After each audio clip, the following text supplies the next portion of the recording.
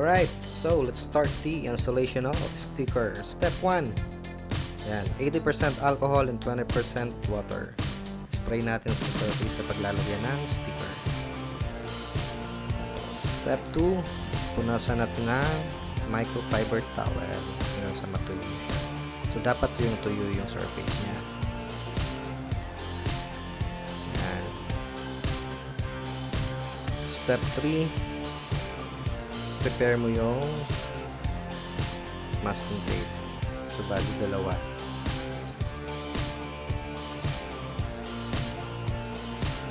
Tapos position na natin yung sticker. Ayan. So pag okay na, tape mo sa taas isa, then isa naman sa baba. Yung purpose niyan para hindi gumalaw-galaw yung sticker nyo habang i-install. Step 4. So, tatanggalin na natin yung backing paper na o yung puti sa likod. So dapat dahan-dahan lang. Yan.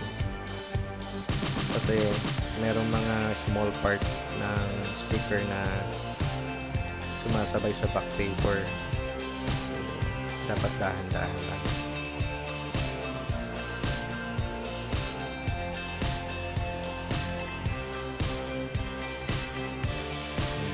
Slowly but surely.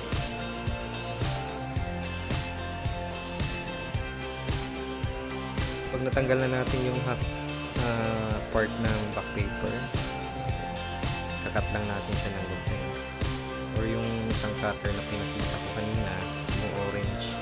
Wala naman kayo nun, so pwede naman yung gunting lang. So squeeze na, squeeze it out. Yan, para hindi siya mag-bubbles. Yan naman talaga yung purpose ng squeegee, para yung sticker hindi siya mag-bubbles. Tatanggalin na natin yung dalawang tape. Yan. So bakit ko tinanggal? Kasi stable na siya. Kasi nakadikit na yung half part ng sticker. So ulit dahan-dahan yung pagtanggal ng remaining back paper niya. Alalayan nyo lang siya. Huwag nyong ilalatag kaagad para hindi siya magka-bubbles. So, alalay lang.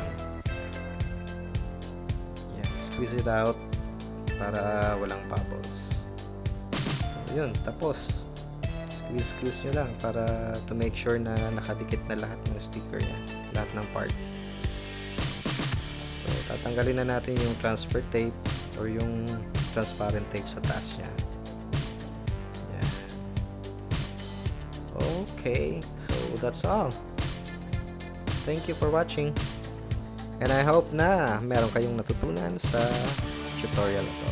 Please don't forget to subscribe to my channel, Wife Said Society. Thank you so much. Bye-bye.